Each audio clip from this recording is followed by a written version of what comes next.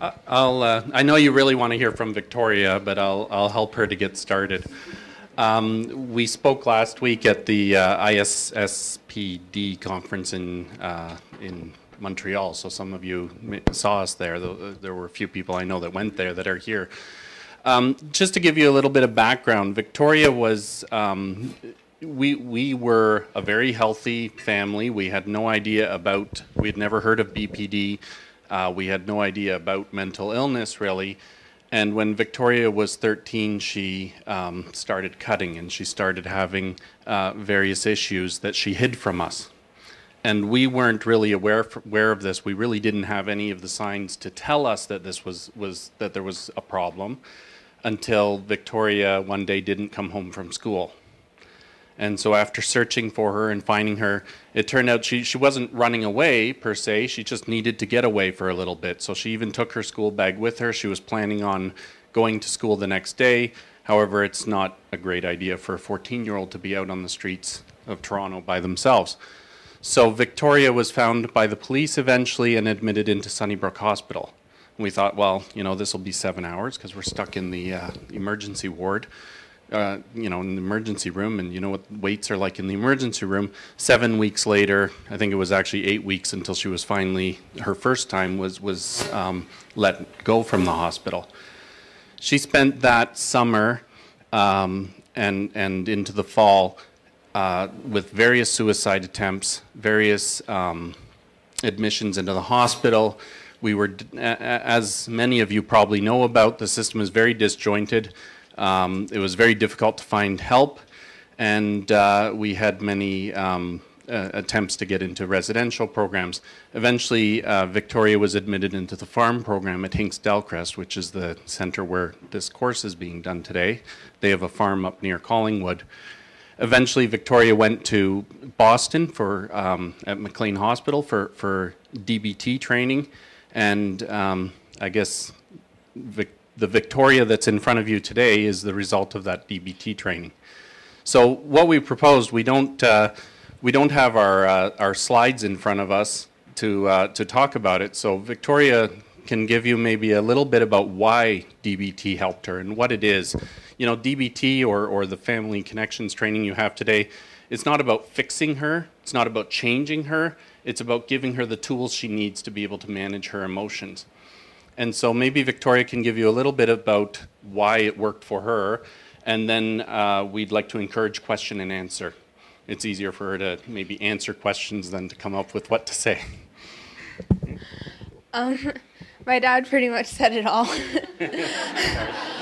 I went to Boston after a few years of depression and dealing with it all, and I kind of was at the very bottom at some point where I thought there was no hope in ever getting better. I thought that there was nothing more for me, that was it, that was my whole life. And then when I went to Boston, I finally had tools where I could figure out how to help myself, and I was able to use those tools to work on myself and see what I could do for myself, how I could mend my relationships, how I could deal with my impulses, how I could deal with all my emotions, and how I could eventually make those impulses not so strong and the emotions not as strong. And also my parents having the training too, because they had DBT training, and you guys did We did a family connection program while you were in the residential program. Yeah, so my parents did all that, and it really helped me too, because then I really had support, and I always knew that my parents were always behind me. Sometimes I didn't show it, but they were always really there for me. And when they learned all the validation and all of the DBT skills, I was able to use my own DBT skills to work with them, and we could work together to help me, because it's really a whole family that had to help me get better.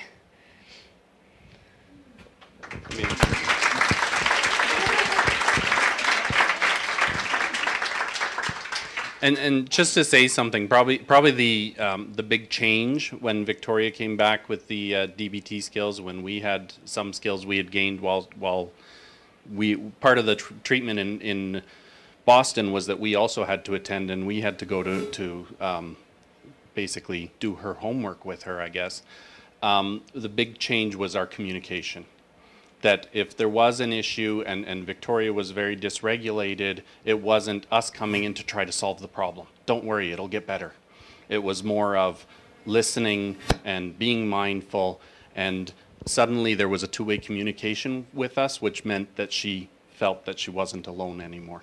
And I will go talk to them still. Like, I'm not one of those teenagers that hides everything I'm feeling, which isn't healthy for any teenager, especially one that's dealing with all that.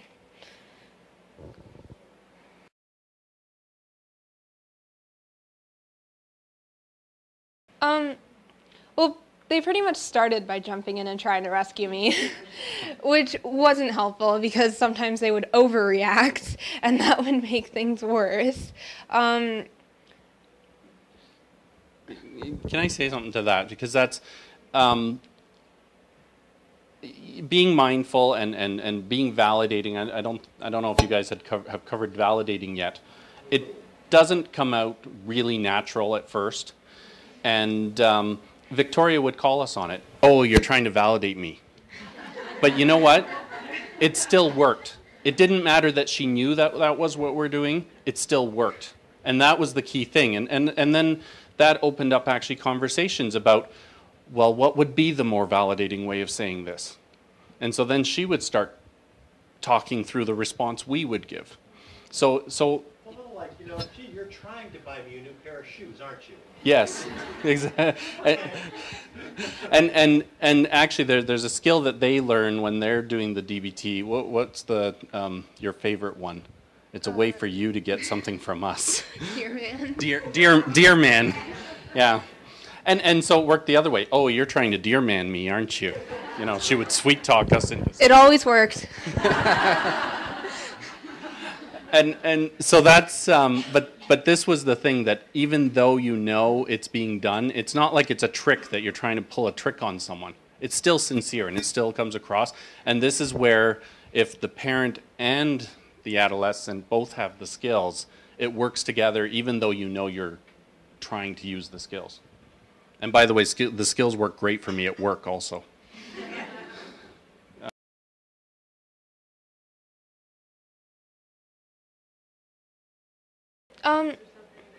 Well, when I reached rock bottom, I really just I went into treatment and I had to be left on my own. And then I had to, I was pretty much in a really, I kept going to hospital and then I kept going to treatment centers and they were so awful. It got to the point where I was like, no matter what happens, I want to get out of here. And then at that point where I was so determined to stop dealing with that, I was able to decide that I'm going to help myself. And I tried to help myself at first before I even went to the farm. But then I didn't really have many tools and I still needed some time to figure out to calm myself down. And then when I was really ready, I went to Boston and I worked really hard. I studied on it. It was kind of like school and I just studied so hard. And it really was because I was so determined at that time, where if it wasn't at another time, if it was earlier, I wouldn't have been ready. I wouldn't have been able to use these skills by myself. I needed to be at that point in time. And I was so determined that there was nothing stopping me. Yes.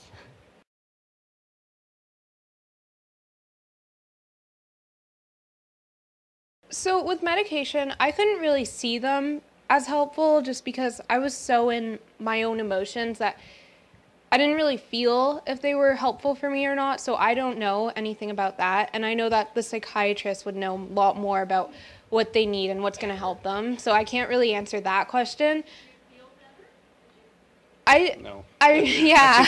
I gained a lot of weight on the meds, so that made me really self-conscious. And that part made it worse, but I had other problems combined, so it may have gotten rid of some of my other major depression issues, but I had major depression and borderline personality disorder, so it helped with the major depression, but it did not help with the borderline personality disorder. The problem really was it's a complex case because the BPD can lead to something else, and so the meds are needed when they're needed. Victoria's on no meds now, but at the time, there probably was a need for it to treat the depression first, and that was the only way to kind of take suicidality off the table. So I haven't really tried any other types of therapies. I've heard about CBT a lot, and I heard that it helps some people, but then for other people, it hurts them more. And then the rest, I just, like, just when people would call me names like attention-seeking and manipulative, they think that they're helping me because they think that they're trying to tell me what I am. And it's completely untrue, and that made it way worse for me in the end. So I still don't know much about any of the other therapies. Staff and nurses, and they all thought that it was helpful, but it just made it worse.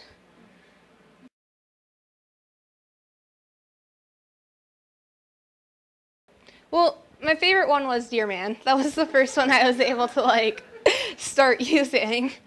The rest, I kind of just was in a point where I just kept using them. I think the most important one for me that I still use now all the time is it's called Please. So where I focus on my physical health. So if I have any physical illnesses, I have to treat that first, and then I need to sleep enough. I need to eat right. I need to exercise enough and stay away from alternating substances. So even coffee is counted in one of those because that will affect your mood sometimes. And I find even now that if I don't work out enough, I work out a lot because I do competitive trampoline, but if I don't do that, that brings my mood way worse. And then all I need to go to one training and I'll be way better than I was the day before. And I think when I was at hospitals and all that kind of stuff, they didn't really have much for me to do for physical activities, and I gained weight and I was self-conscious and I didn't want to do any of that stuff anyways. And I think that kind of made it worse because I think exercise helped me the most. It's definitely better. I don't at all have the same kind of thoughts or anything. Sometimes there were times where I had an obsession over hating myself, which I don't have anymore. I actually like who I turned out to be. I like where my life is right now. It really helped me a lot when I wrote stuff down or when I talked to other people, or even if I'm really mad at somebody, I will write out the message before I actually send it to them and not send it to them. And I would kind of do that stuff with my own thoughts where I would write a message to myself.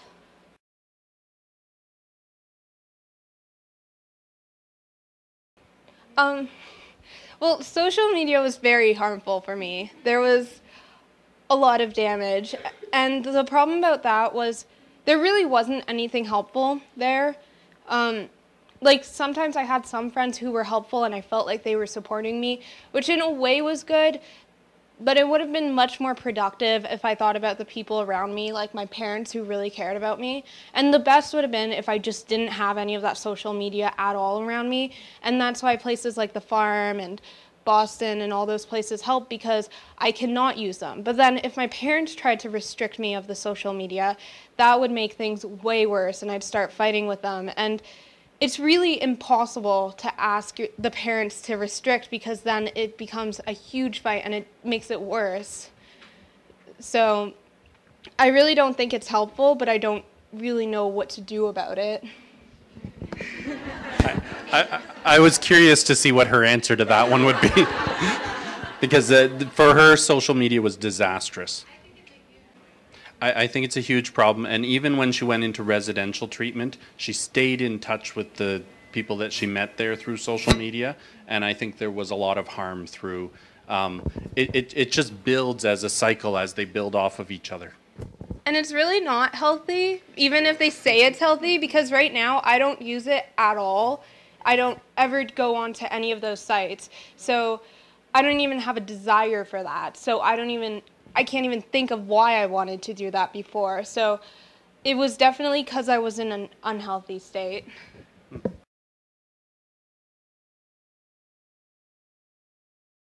With Hinks, the city program, they brought me back a bit. Like, I went to their camp for 1 week. I came home first, and then I went to their camp for 1 week because they have a summer camp. And then I kind of had like 5 nights a week at Hinks, and then 2 nights at home, and then 3 nights at home. And it was a very fast process for me because I was doing so much better.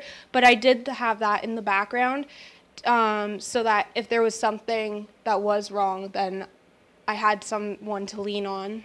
Yeah. And that's something, actually, I'm glad you asked that question, because that's something that the treatment in Boston is like this huge immersion program. She was completely immersed in DBT, and it was, she had homework for it. She was doing it 24 hours a day. And then to come back to Canada, it's kind of this sudden shock of it's not there. So one of their conditions before we were able to go is that she needed a program when she came back. Hinks Delcrest worked very well with us to put together a customized program, essentially, or make services available. At the same time, my wife spent many hours trying to find services, and we were able to find, there are services out there. We had found someone at East Metro that it's not DBT, but it's someone who has had some training, so it's DBT informed at least. And that's critical to find sort of that backup plan.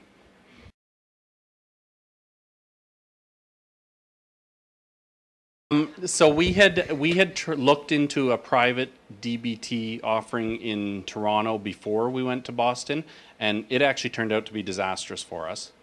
There really has to be the connection with the therapist, and there's people who are offering it that aren't necessarily offering it, or aren't necessarily empathetic in the way they're offering it. When we came back, these were all, everything that we actually were able to find was all public. And it was, so the farm in Collingwood is part of the Hinks Delcrest Center. It's, as with anything that's publicly funded, it's very difficult to get into. So I don't want to just offer it as something that you can all send your kids to, because Hinks would be they would have a big waiting list. Exactly, and this is actually, as a parent with an adolescent or a child or whatever that's got BPD, your job is networking and figuring out the system, because there's nothing out there in the system helping you. I actually say the system's a little bit better than it was when we were going through it. Sunnybrook has a navigations program. Again, basically they're navigating you to a waiting list though, because the services just aren't out there. There are certain, in Ottawa, there's the Royal Ottawa Hospital has a DBT program. There are programs available, or there are services, but often in our case what it was finding a psychiatrist or psychologist who was willing to innovate a little bit. And they weren't necessarily offering DBT, but again, you know, it was DBT informed, so it was better than nothing. And we were able to put together, okay, well, so with East Metro, we had a therapist that you went to, I think, once a week or twice a week, and basically, it was just a therapist. It was just sort of an unstructured section, but it was able to offer something of a reinforcement of the DBT skills.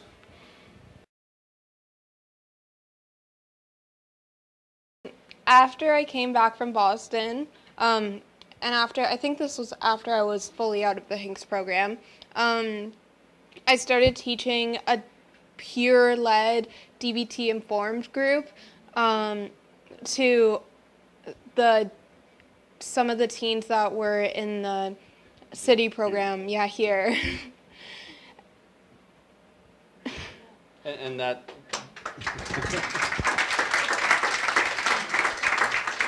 In addition to helping some of the teens that were here, you know, Victoria would come home talking about her patients, that, you know, it was great that I had a patient that, you know, felt good today or whatever.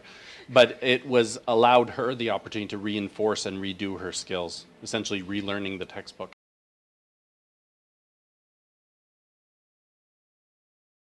Well, I'm with a different school now. I've actually gone to 7 different schools. They did help me. I went to some very specific schools that have different programs. Flexible Yeah, programs. flexible programs so that I could take up some of the courses that I missed. But I was able to not skip, like, not lose a year since I was at a really good school before I had to go in treatment.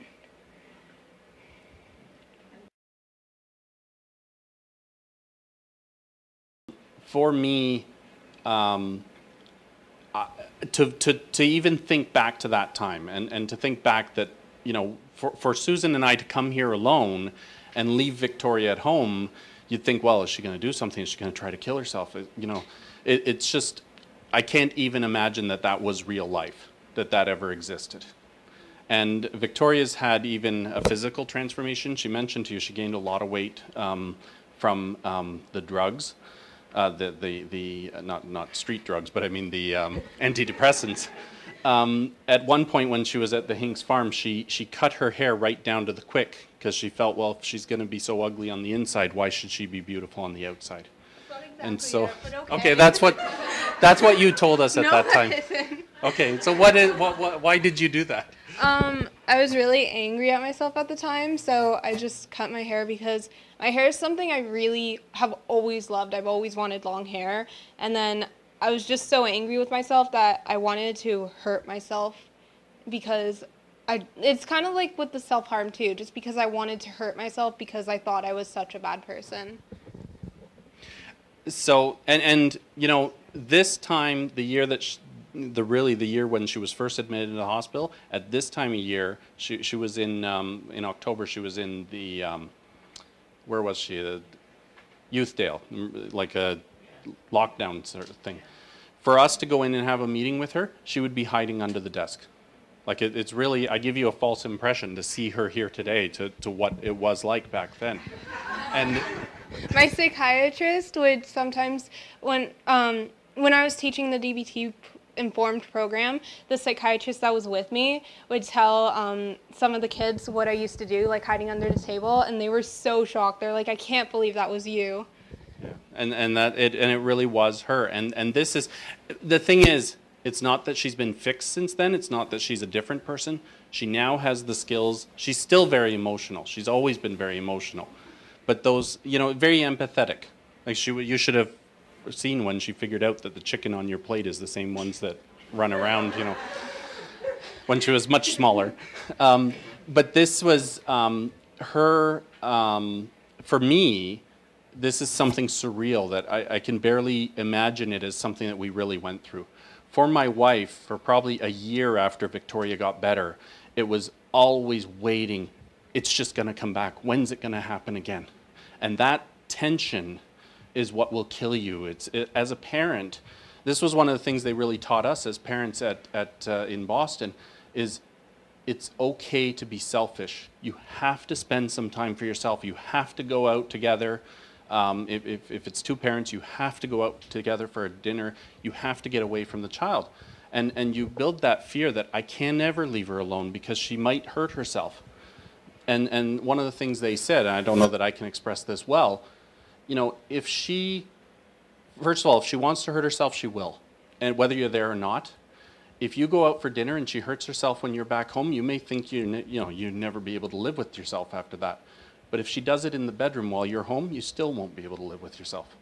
So don't give up your life for things that aren't going to help her anyway.